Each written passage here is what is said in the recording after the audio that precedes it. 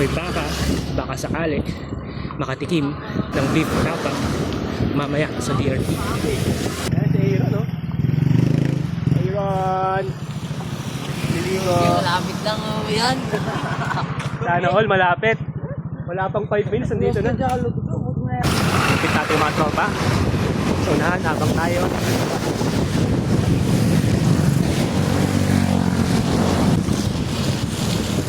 Getting closer sa Arcon ng DRT. Provincial Hills again and again and again. From DRT going back to Quezon City, alright.